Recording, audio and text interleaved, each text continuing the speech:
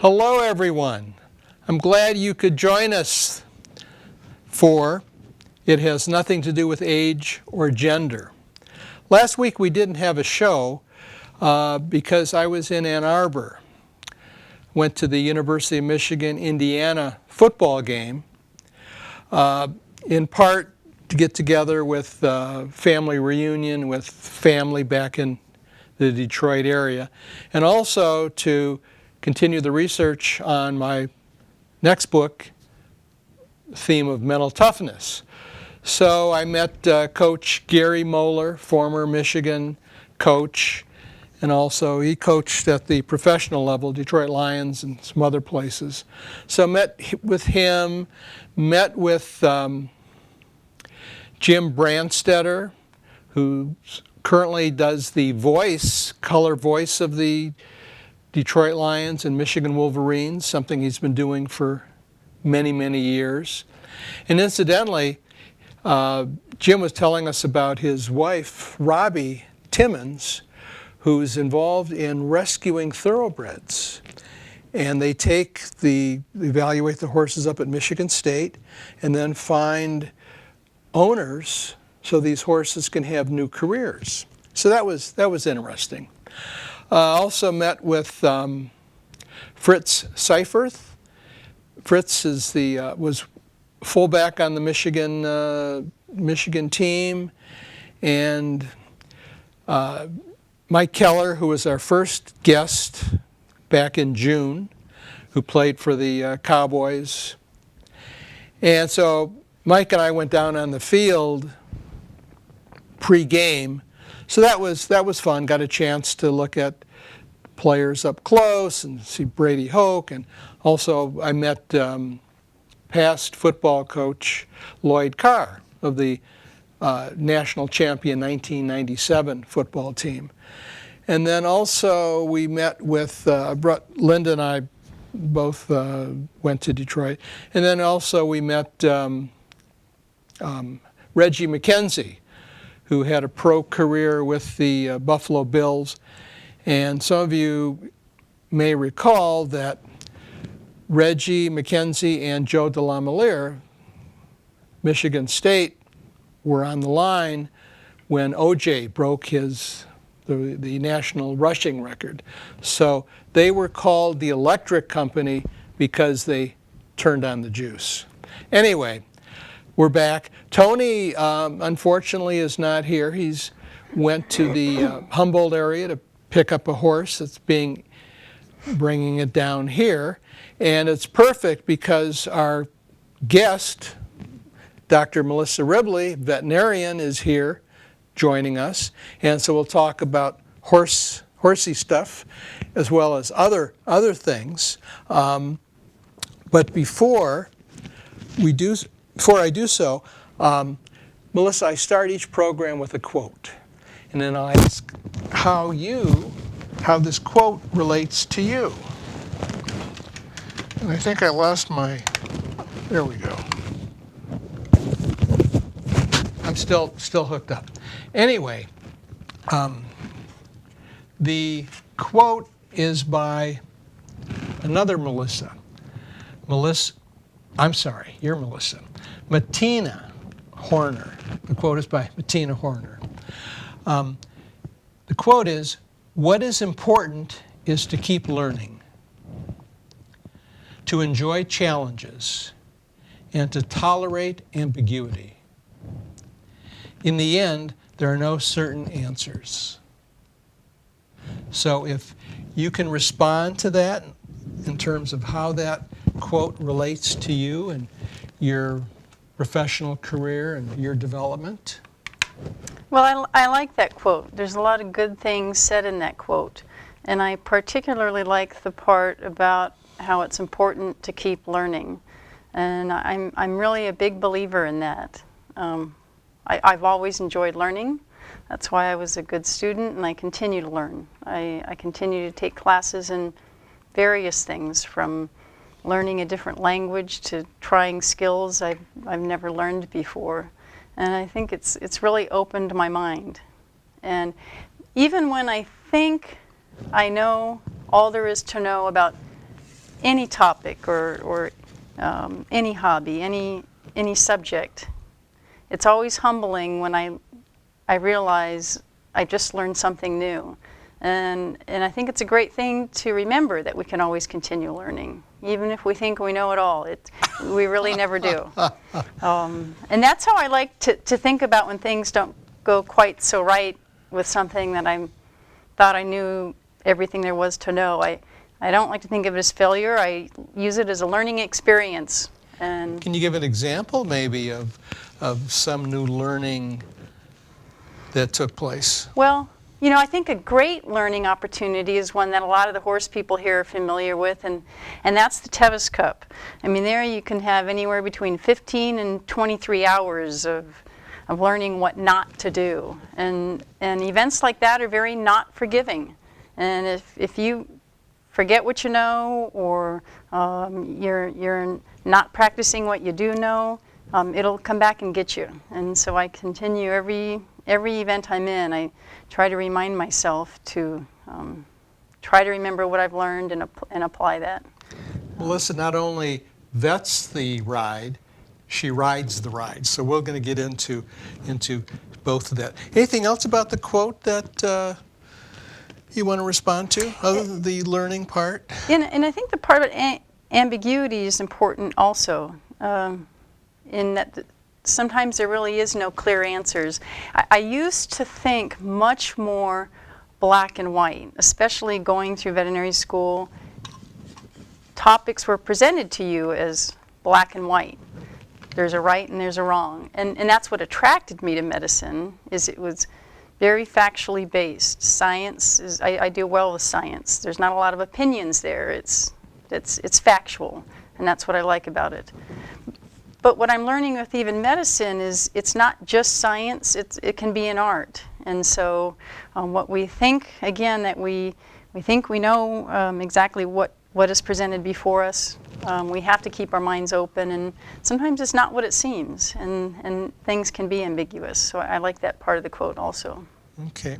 Once again, is there any new learning that you've recently can relate to, or? Well, I guess it's just a good example of this is just horse behavior. I mean, I'm around horses a lot, and I continue to learn with them. And again, if you make mistakes around horses, they're big animals, and you can get hurt quickly. So learning horse behavior is a safety issue also. But kind of one thing for all the years I've been around horses and been learning about horses and the medicine of horses, one thing I learned, and this has only been maybe in the last 5 years, is, and this older veterinarian told me this, is, you know, a common condition in horses is colic. They get a bellyache, basically. And typically they'll lay down and they'll roll when they're painful. But horses that are not painful just will roll down because they haven't, lay down and roll because they have an itch, say. And that's considered a normal behavior. And so horse owners, and myself included, often have times differentiating between the two. And so this old-time veterinarian told me, he says, you know, Melissa, the big difference between those two behaviors, a sick horse and a healthy horse rolling, is the healthy horse every time when they stand up will shake off the dust, and a sick horse won't. And I thought, isn't that odd, through all these years of being around horses, being in school, that's just such a basic thing I never knew. Makes sense. Yeah, and I just learned that. And I thought, what a valuable thing to know. So, yeah, so that's a good example. Well, terrific, terrific. We're going to come back to this. Tony is picking up a horse for Debbie, one of the new horse, and the veterinarian who did the vet check said this horse may have wobbles. So for some of the viewers who may not be familiar with wobbles, I know I wasn't, can you tell our audience what it is and how do you evaluate it, and maybe a little the etiology and how it might happen? So wobbles is a slang term, layman's term, for a neurologic condition in horses. It it got the name because it describes how the horses may walk. They walk in a wobbly condition, thus the name. They walk typically almost like, say, a driver that's getting a DUI test and can't walk the straight line. And that's where it got the name Wobbler. The typical cause for that is up in the neck area, the cervical vertebrae. They become what's called stenotic, meaning they're narrower than they should be.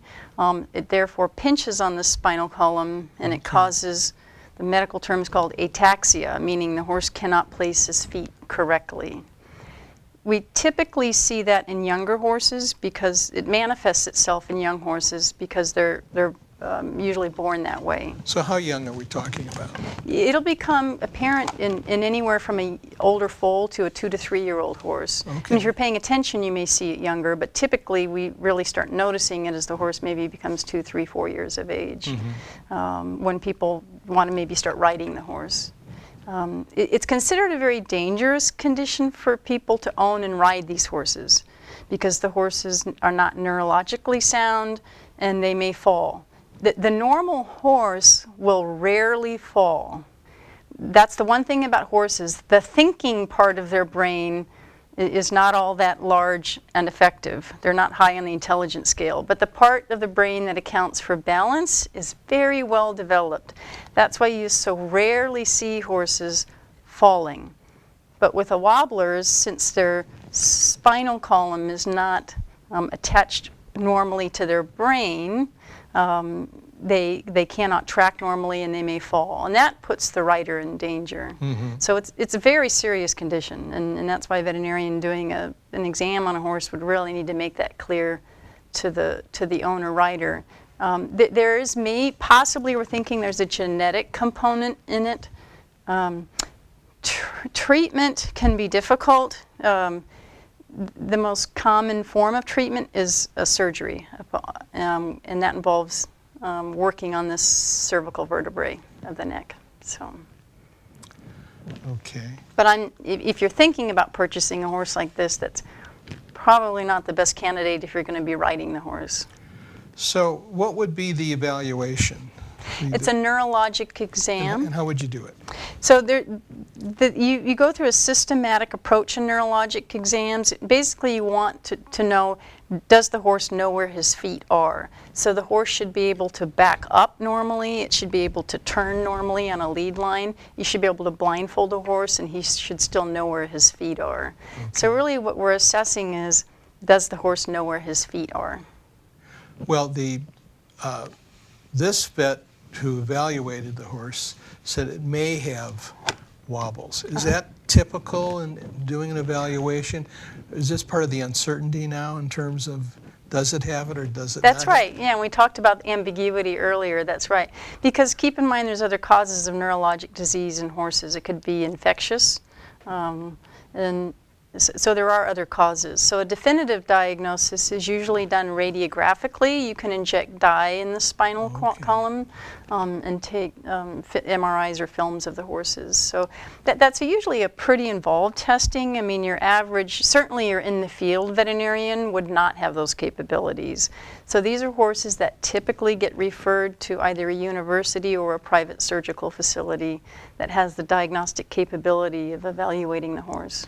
Is that what you would recommend for a second opinion? Yeah, if the person is still considering purchasing the horse, absolutely. That would, being a wobbler would need to be ruled out. And if the person's heart was still set on purchasing the horse, I would advise against that.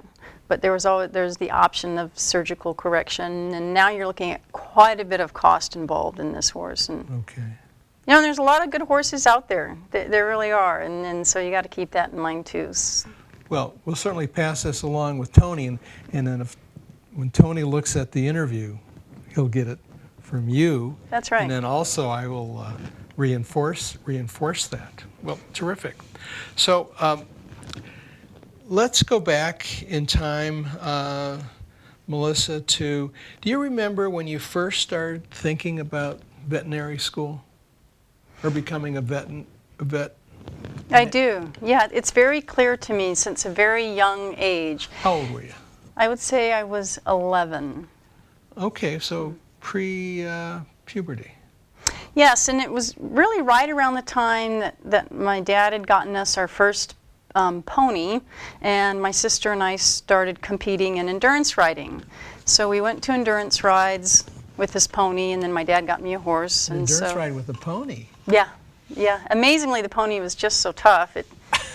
We had no other expectations for the pony. So the pony did everything from barrel racing to jumping to, because it was the only horse we had, so it did everything. And where was this? This was in the Bay Area, San Jose. That's San Jose, where I grew up. okay. Yeah. So you're another San Jose individual. We had Dan Barger on. Yes, I grew up with Dan. Oh, you did? Yep, went to the same high school. He dated my sister. I know Dan very well. Oh my goodness. Well, Yeah. we didn't get into that. Okay, so, all right, so you're near the Quicksilver Park then? Yes, the Quicksilver Park was my playground growing up. I spent, Lucky you. Yes, I spent just virtually every minute of spare time riding with my friends on my pony in the Quicksilver Park, and what a great place to grow up. We'd have all kinds of fun games riding there. We'd play hide and seek, we'd play posse. It was just What was great posse? play. What was posse? Oh, there'd be a bad guy, and then the rest of us would be the posse chasing the bad guy. On the pony? On the pony, yeah. On the yeah. pony. That's right. Okay, so your first endurance ride Yeah. was at Quicksilver? No, this was, gosh, back before there even were endurance rides yet to be in Quicksilver. I mean, this was in, gosh, I did my first endurance ride in 1976, so that was quite a while ago. And that was the American River Ride, which is still running today. Yes. Okay, so Yeah. 1976 was your first? Yeah. Wow. And so what I saw there was veterinarians working with these horses, and I thought, wow, what a great profession and what a great job. I mean, I thought, how fun, because I just loved being around the horses, and I thought this would be a really great profession for me. I mean, I decided then that that's what I was going to do. All right, so you're about 11 or so. Mm-hmm. And your first endurance ride, you were how old? I was, let's see, 13. 13, okay. Mm-hmm. And was there any vet or vets that seemed to, that caught your attention, that seemed to be friendly or knowledgeable or that you liked? You know, there was a vet, he's now passed away, but he was just a great guy, Gene Carroll. He owned a practice in the San Jose area at the time. He was, I believe, head vet for Tevis or vetted Tevis many, many years ago. But he just seemed to have a real presence with the horses, worked well with them, and I really had a lot of respect for him. He was our pony and then my horse's vet all through the years in the San Jose area. Okay. So you probably know Verl Norton. You know, Verl Norton was just one of my great mentors as a child. I spent many, many hours riding with Verl. I rode with Verl on my first endurance ride, and what a great guy to learn from. And he was a true horseman.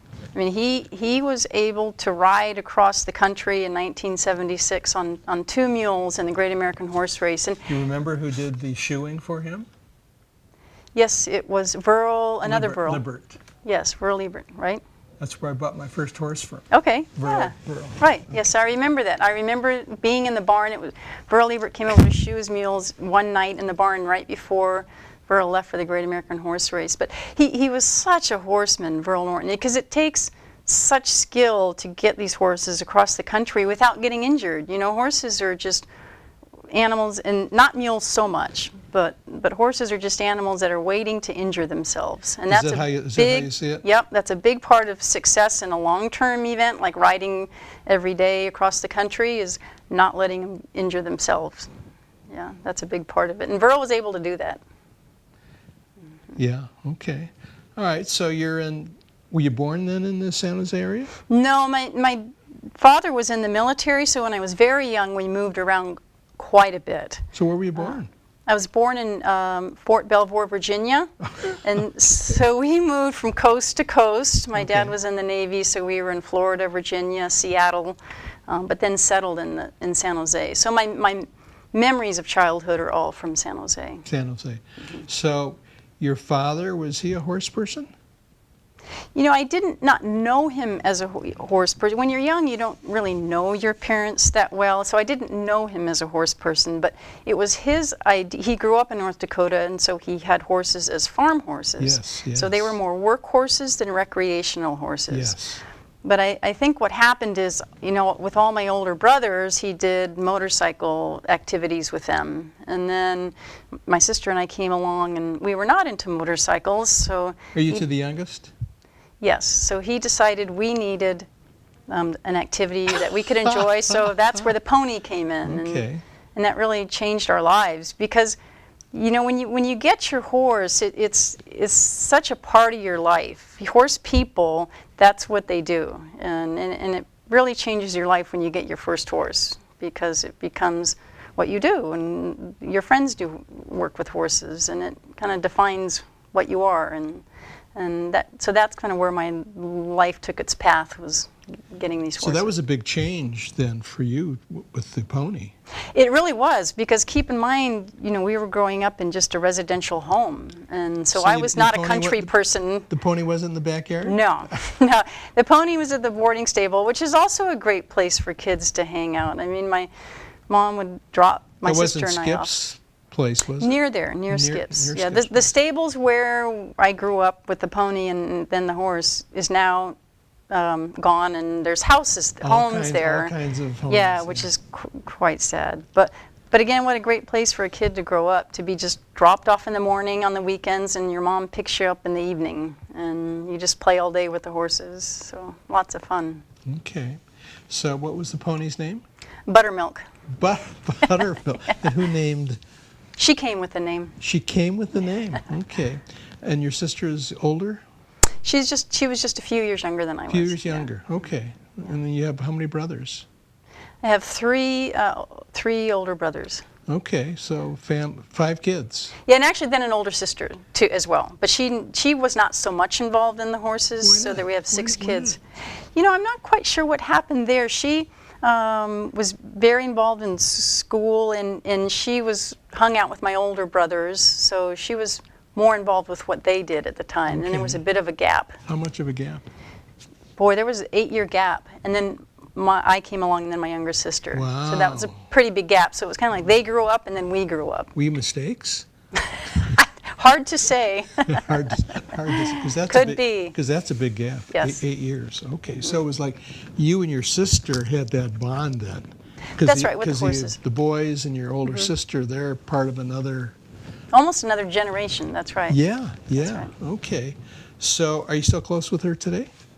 Not as much. No, I would say, you know, your lives kind of take different paths, and both geographically and our interests change. Where did she go?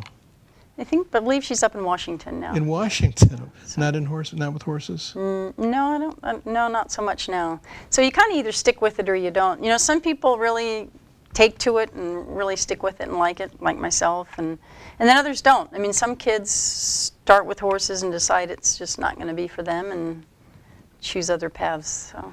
And with you, it's totally immersed with horses from 11, 13, and you know, till it today. really is. Yeah, really the only time I was really not riding and involved with the horses was when I was in vet school. During that period of time, there was a 4-year period of time where that pretty much consumes your life. And so for a while, I thought, well, I should have my horse with me in Davis, where I went to school. Okay. And so the horse was at the time staying with Verl. He had the horse, and so I brought the horse to Davis, and that only lasted about a semester, because when I was riding, I felt like, wow, Is this the pony or a horse? No, this was a horse. A horse. Yeah. When did you graduate to a horse? Oh, shortly after the Shortly. pony. Yeah, I outgrew the pony pretty quickly. Yeah, I didn't stick with the pony that long. Uh-huh. So I had the horse in Davis, and when I was riding, I felt like I should be studying. And then when I was studying, I felt like, oh, the horse is not getting ridden. So that was not a good combination. So You were in conflict. yeah, and really I needed to dedicate my time to school. So yeah, so the horse went back to Verl's, and he lived there while I was in school. Okay. So your family's still in San Jose now? My parents have passed away. My older sister is still in San Jose, and then actually much of my family had moved up to Grass Valley. So we okay. all moved around. Okay. So Your father was in the military. Was he involved in sports or athletics other than working on the farm with the...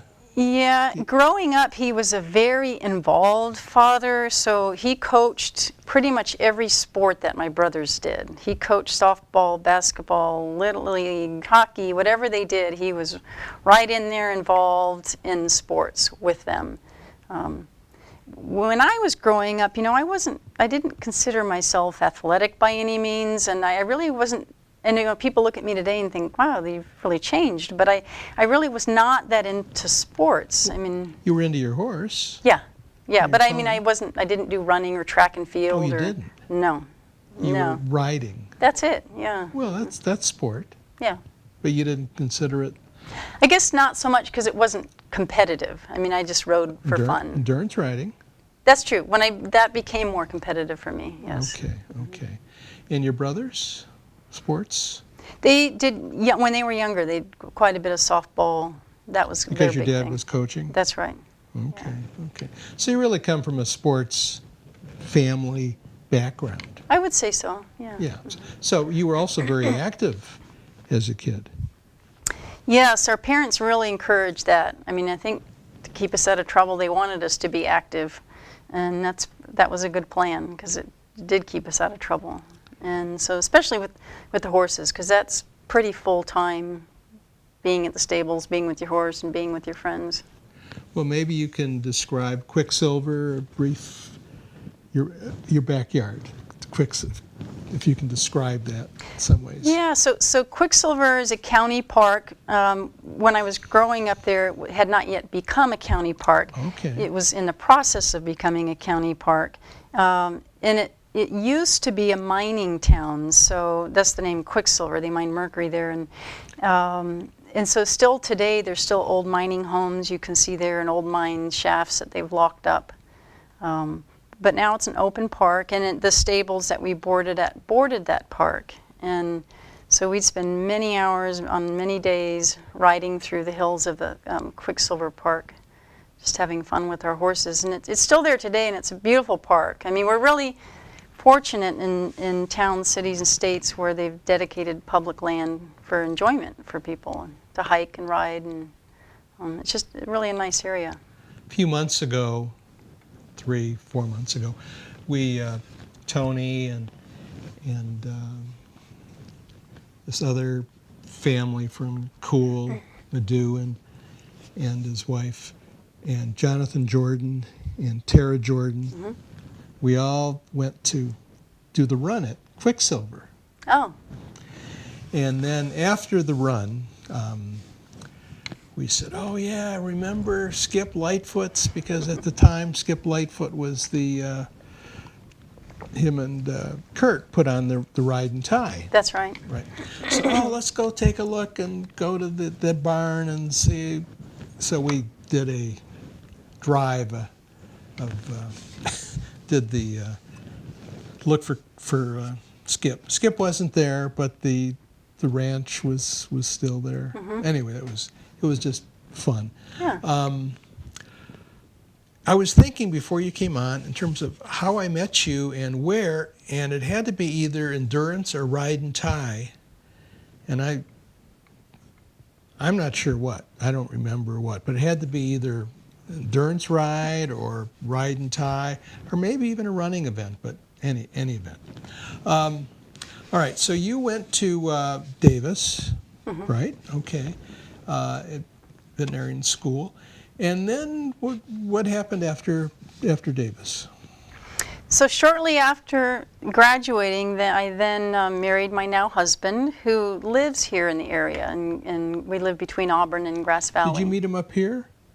So where I met my husband was actually so the American Endurance Ride Conference is the organizational body that governs endurance riding in the United States.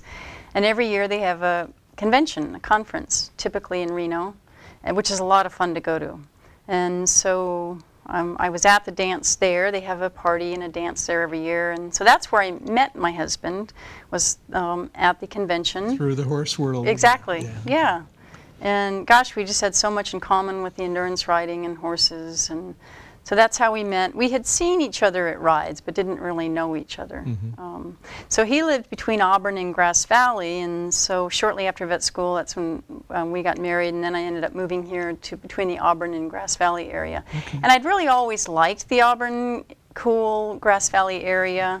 One of my very good friends growing up, her grandmother owned an Arabian ranch out just past Cool. Kate Croft Lane, you'll see the road name. Yes. So my good friend Janelle Kate's grandparents, the Kate family owned Kate Croft Arabians. And so I was lucky enough to spend a lot of summers at the Arab ranch here in Cool. And again, what a great way to spend a summer for a kid, just riding all day in the hills around Auburn and Cool.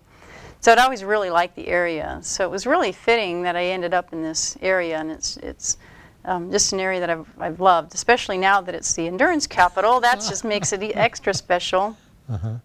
So after veterinary school, I worked for a mixed animal practice for, about 10 years. What is mixed animal practice? So you do some small, some large, a little bit of both.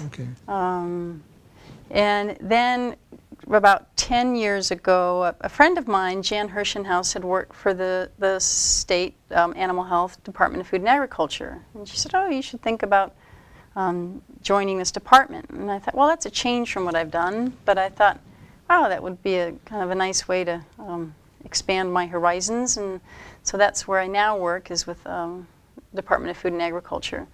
I still do quite a bit of horse work on the weekends. I still vet a lot of rides, which makes it fun, so I keep my hand in the horse business. And of course, with all of our horses, that keeps us busy too. And my husband, Robert, is a horse trainer, so we have lots of horses at our place. How many horses do you have? We have 6 of our own, and typically anywhere from 4 to 6 in training. So that's plenty of horses to be caring for.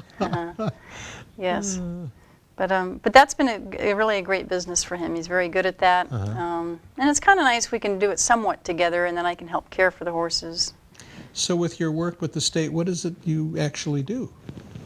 So it's with the Animal Health Food Safety Service. So it's mostly food animals. So it would be things like dairy cows, beef cows, chickens, poultry.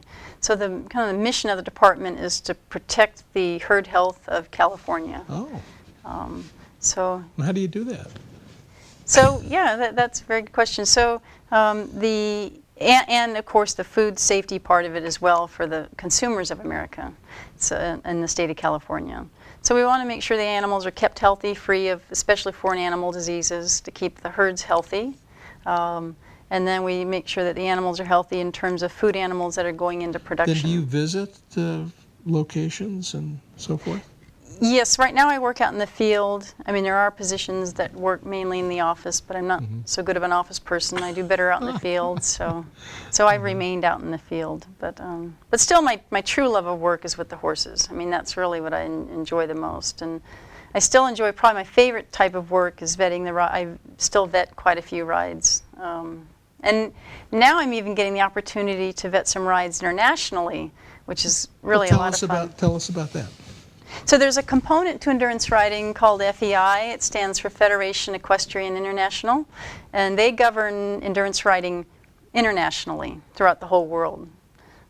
So I mentioned earlier the American Endurance Ride Conference. They govern endurance riding within the United States, and then FEI governs it throughout the entire world. That started up here. It did. The very first FEI ride was in the United States. That's right. And was that at Swanton? I believe so, down in the Santa Cruz area. That's right. Yeah. And FEI has been a growing part of the sport. It's a very different part of the sport in that, as we know, the typical endurance rider in the West region thinks of, say, for example, the Tevis Cup when we think of endurance riding, which is a very challenging course. And we're looking at completing the course. With international riding, they're looking more at times. How fast can the horse go? Okay. So what they're looking at is not so much of a challenging course, but a fast course. So these horses are really racing. I mean, So are they more prone to injury? I would say so, yes. that speed.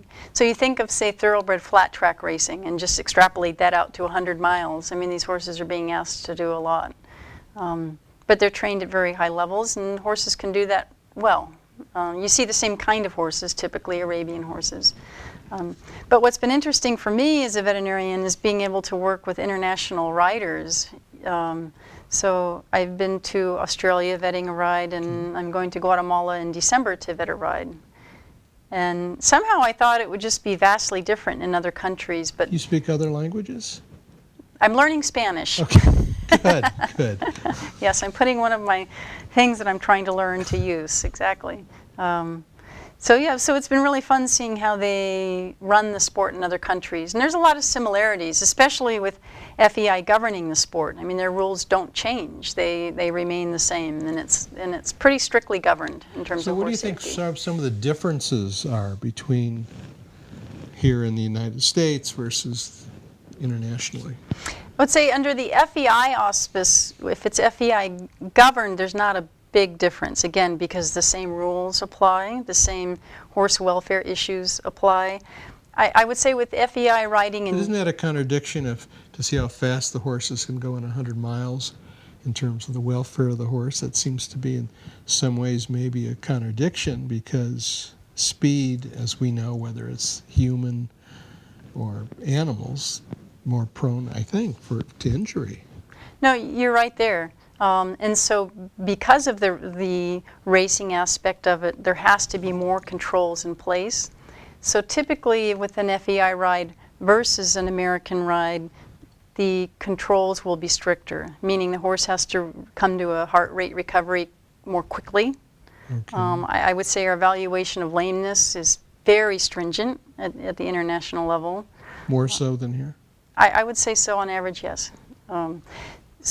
In order to control the racing aspect of that sport. Okay. I would say the biggest difference vetting these rides is typically here in the United States, if I'm working in a normal, say, American ride, the attitude of the riders is they want this horse to be safe and okay. And Here? Yes, and they're very honest with the veterinarians. And I'll ask them, I'll say, how do you think your horse is doing? And typically I feel like I'm getting a very honest response. Mm-hmm. People don't want to push it to the red line limit. And if they have concerns, they're honest about it with me, and I feel like we can have a conversation about what's best for their horse. I would say in international riding that changes a bit. One, just because of the language barrier. I mean, that can be a barrier. It's just difficult to communicate with a rider. And even though, they want to take care of their horses, they're there to do well. I mean, they've invested a lot of time and money in this. And for some people, it may be looked upon as a profession for them. And there's a lot of pressure on some of these riders, so they need to do well. Mm-hmm. And though, I'm not saying they're dishonest, it may be that with that pressure of having to do well. So they're highly competitive. Yes. Mm-hmm. That's right. Okay. Whereas in the United States, what I see is a lot of riders that are there just to enjoy the scenery and enjoy their horse and enjoy the course. I mean, that's why they're there. To get their money's worth. That's right. Take their time. Right. Mm-hmm. Okay. That's it. So you're just saying maybe more competitiveness at the international level, more pressure to do well. That's right. Okay. Any other differences that you see? I would say those are the biggest differences. In terms of the course, is the course itself. Mm-hmm. As I mentioned earlier, with international riding, what you're trying to achieve is a fast time. Just to even qualify for some of the big events, you have to ride 100 miles. They measure it in kilometers, but basically it's still 100 miles. Okay. You need to ride that course in a set amount of time to get a qualifying time. And it doesn't matter how challenging the course is. There is no accounting for that. So for example, the Tevis Cup ride would never make it as an international ride because the winning time is not even close to a qualifying time. What are some of the qualifying times? It changes annually. I believe right now, and I could be wrong, it's 11 hours and something minutes. I mean, maybe 11:20, 11:40, but it does change. But still, that's you're moving along that's riding time. But still, you're moving along. And are there more vet checks in internationally? Yes, yes, they have very strict requirements as far as how far apart the vet checks are. So typically, say for a 100-mile ride, there's a minimum of 5 vet checks with a minimum number of hold minutes, meaning the horses have to be held for rest periods. And so these courses tend to be very flat, so they're quicker and not technically challenging. Are they all Arabs? Pardon? Are they all Arabs? Oh no, international riding is all over the world. I mean, Okay. you'll see every nationality riding. Okay. Because outside of the United States, really the governing body for endurance riding, pretty much in every other country, is FEI. So you can have FEI rides just as your average backyard ride as well in other countries. But at the higher level international riding, FEI riding, you can see all countries represented. Okay. Okay. So tell us a little bit about, you put on rides. Yes. Tell us about them. So, you know, it's interesting. My husband Robert and I have been endurance riding for many years. And Since 76? That's right. And yet we only started putting on managing rides about 15 years ago. So up until that time, we would attend a ride as a rider, and we'd think to ourselves, this doesn't look that hard to put on a ride. All you need is a porta potty, a couple vets, some awards. No problem. How hard could that be? So we put on our first ride, and what an eye-opener. What ride was that? It was the Wild West Endurance Ride. Okay. It's here You're still locally. doing it? You're still doing Yes, that? we are. It's still going today after 15 years. But I'll tell you, it's a 3-day ride currently, and I can't say Memorial Day? It used to be Memorial Day Oh, weekend. you're not doing it Memorial Day? No, you know, it's up at the camp is at Skillman Horse Camp, which Okay. is at about 4,500 feet. So the end of May can be pretty dicey weather-wise. We had some beautiful years, and then we had some years where it sleeted, snowed, rained. And the one thing with weather is it's completely out of our control. We can control a lot of things that have to do with the ride, most everything, but not weather. Okay. And so when weather shuts down your ride, it just gets very discouraging. So we have moved the ride now to June. Okay. And we've had it in June the last couple of years, which weather-wise, the weather's cooperated much better. And we've just had some beautiful, beautiful rides there in June.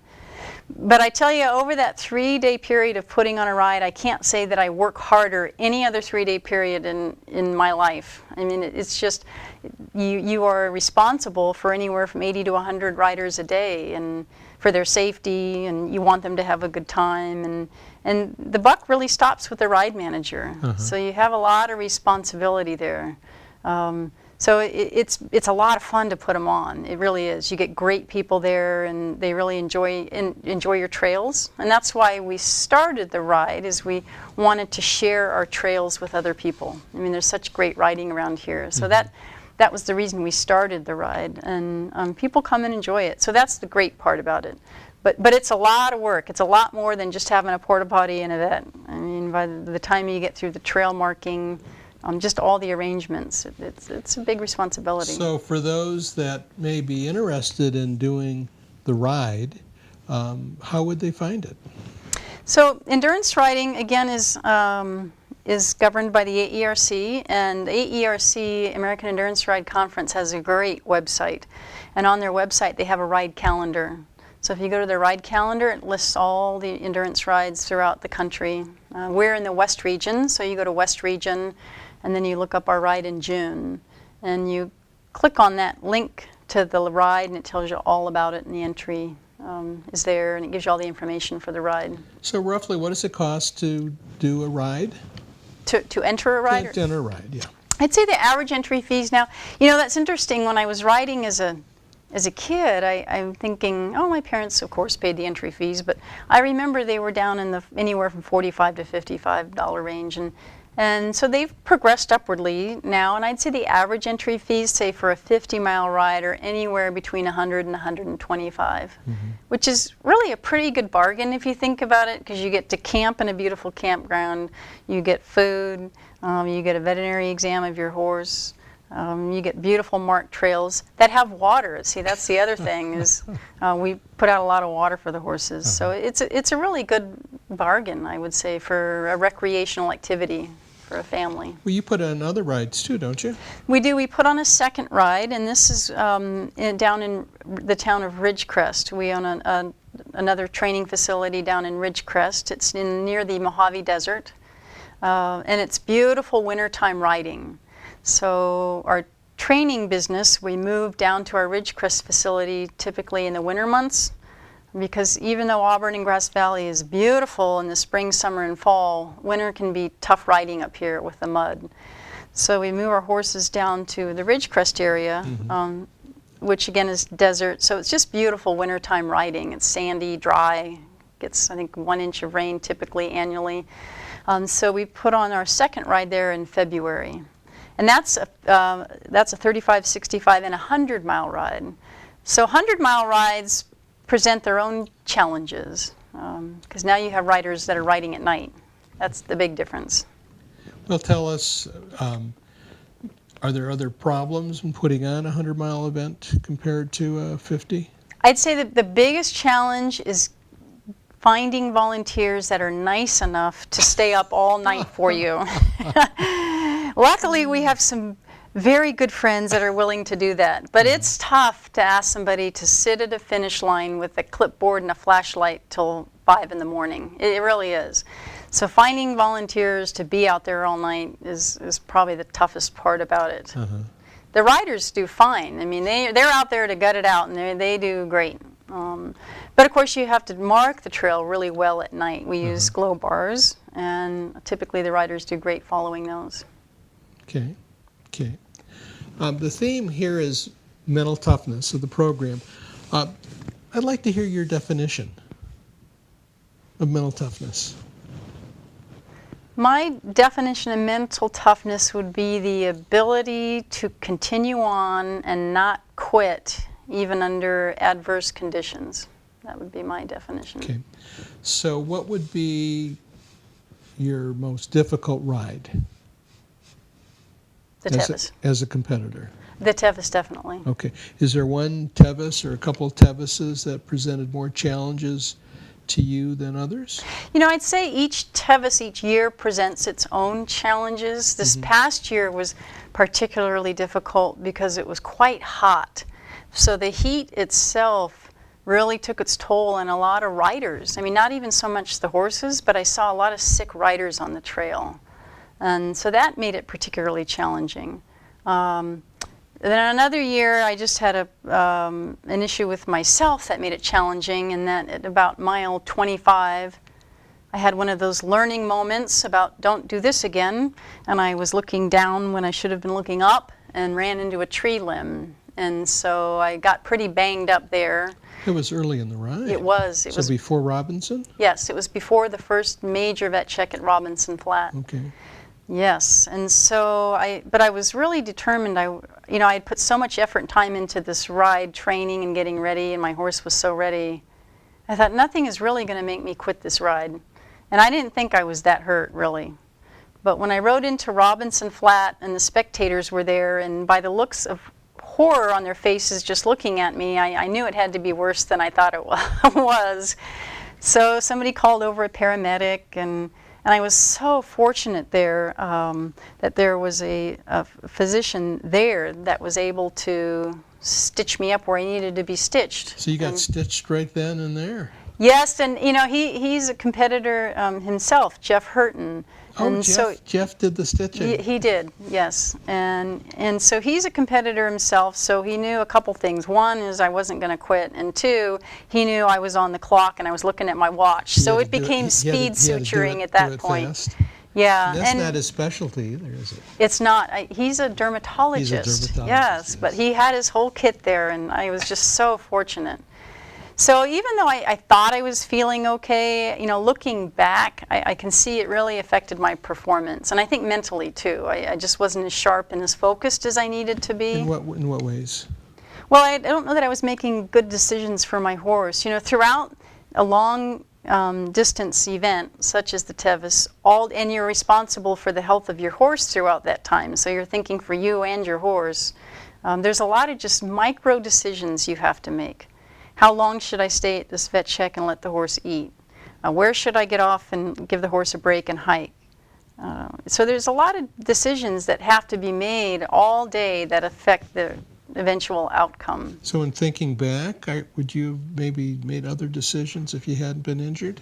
Yes, I believe I would have. I would have recognized that my horse was not having her best day, because we ultimately did not finish the ride. Oh. We got pulled at Francisco's late Okay. in the night, and the horse just didn't look that well. And I thought, had I think been more focused and more alert, I would have recognized that myself earlier on. Were you on medication? No. So what do you think caused it? I think just getting hit in the head that Getting hard, hit because in the that's where Did you have a concussion, maybe? Jeff did not think so. I mean, I never was unconscious, anything like that. But I think anytime you're impacted that hard, it really does affect your. And I wasn't in a lot of pain, but still, I mean, it wasn't So real you hit comfortable. that branch hard then? Oh yeah. Mm-hmm. Yeah. Did it knock you off the horse? No, I stayed on the horse. Okay. Amazingly, my sunglasses didn't make it. And my helmet was all askew. Okay. And really, I thought I was okay until I saw the blood on my shirt and everywhere, and I thought, okay, this is not a good sign. But yeah, so that was probably one of my tougher Tevises also. Okay. Okay. And your best condition, Tevis? Can you talk a little bit about that? We have a few more minutes, so tell us a little bit about when you. Yeah, that was probably has been the most exciting day I can think of in my life. I mean, since a child, I had dreamed of not just doing endurance, but doing the Tevis. I mean, that was my ultimate goal, was to do the Tevis. So to win the Haggin Cup was just utterly amazing to me. I mean, I still can't believe it today. It just gives me chills to think about it, and I was just so. Why can't you fortunate. believe it? I just never expected that. Don't you have aren't you engraved on the cup? I am. It is true. Yes. Okay. I have to remind myself of that. Okay. But what a great day, and things just came together. And I think a success in an event like that is a combination of things. I mean, preparation obviously is important, but there's a definite component of luck there. There really is. And when things all fall into place in one day, it can really make a difference. And I felt like all these little lucky things just happened to me all day long. Arnold Palmer, for one, has said that the more I practice, the better luck I have. That's true. So Yep. I'm sure that relates to you too, though. That's exactly right. You were prepared. Yes, that makes a big difference. It sure Okay. does. Yes. So with that, maybe one of the highlights? Yes, I would say so. Of my endurance career, that's I would have to say that's my crowning achievement, really. Okay, I mean, I can't think of just a more time where I felt like, wow, I couldn't have done better than So that. you were very pleased. Oh gosh, I was just thrilled. It was interesting that day of the Tevis, I felt like I was on just a great horse, and I thought this horse was capable of winning Tevis. That was my goal. My goal was to win Tevis that day, and I was just set on it. And I was actually winning the Tevis. I was in front all the way up to Roby Point, and I thought, wow, I'm going to win Tevis. I'm going to make this goal. And then half a mile from the finish, my horse, she started slowing down a little bit, and I thought, okay, she needs to slow down. She slowed down, and the next rider was right behind me. Who was that? It was the winner of the Tevis Cup that year, and sometimes my memory's not the greatest. It'll come back to me, but she slipped around me. She was not local. I think she's from Georgia. Okay. So she slipped around me. She ended up winning the Tevis Cup. So I have to tell you, I was just crushed. I really was. I was so disappointed that night. I thought, wow, I was just so close to my ultimate goal and dream in life. And So the Haggin Cup was not your goal? No, it really It wasn't. was winning. No, that's right. So that sounds like you're competitive too. I have my competitive moments, yeah. Okay. That's right. So the Haggin Cup more than made up for it. So what were you thinking then on that, from Roby Point to the finish, once you were past? You remember what your self-talk was? It was. I remember I needed to stay focused, because the thing with Tevis, keep in mind, you've been riding for many, 13 hours. So it rarely comes down to just a 1-minute race at the end. And I did not expect that, but that's what happened. And so it became down to just split decisions right at the last second. And so I maybe could have done that a little differently, but I wasn't, I guess, there again, preparation. Mentally prepared, I'm thinking of this as an all-day ride, not the last half-mile race. Yes, yes. And that's. So how many minutes did you finish behind? Gosh, I think I ended up a good probably 9 minutes behind her because she was really flying. She was flying? Really flying. Okay. Yeah, I mean moving. So, and I wasn't. So that's. Well, where you were protecting your horse. That's right. You were. It paid off. It paid off. That's right. Did that first horse show for best condition? You know, the horse did. But I tell you, the horse I was on, Monique, even today when I see somebody even else trot her out, she is so fabulous to watch in motion. I can see why she won. There's just nothing more beautiful than watching her trot out. And I can see now why she won. She's just a phenomenal mover and a beautiful horse. So she did just awesome in the showing. Well, Melissa, the time went by in a blur, as if you were racing the last, or you're racing whatever it was. The time has gone by, and I wanted to ask you, and didn't have time today to ask you about your running, about your ride and tie. And I think you've done a triathlon or mini triathlons as well, and so we never got into any of these other sports that you do. Yeah, I do a variety of sports, and the reason I do that is it just makes me feel good, and it makes me a better athlete for riding and endurance. Really, it's a team sport, and I think the better athlete the rider is, the better the team will be, and it helps my horses tremendously for me to be in shape. Well, thank you for joining us, joining me today. Tony was supposed to be here, but it's last minute deal with the horse, so he's not here. But thank you for coming on the show, and happy trails. Happy riding. We didn't see you at the Ride and Tie 2 weeks ago at. No, I was not even in the state then. You were in Florida or vacationing. someplace. You were That's vacationing. Right. So I missed that Ride and Tie. It's a Ride and Tie that I love, though. Great fun. Good. Well, thank you for having me. Good. So we're just about done. Thanks for watching our show. We're done.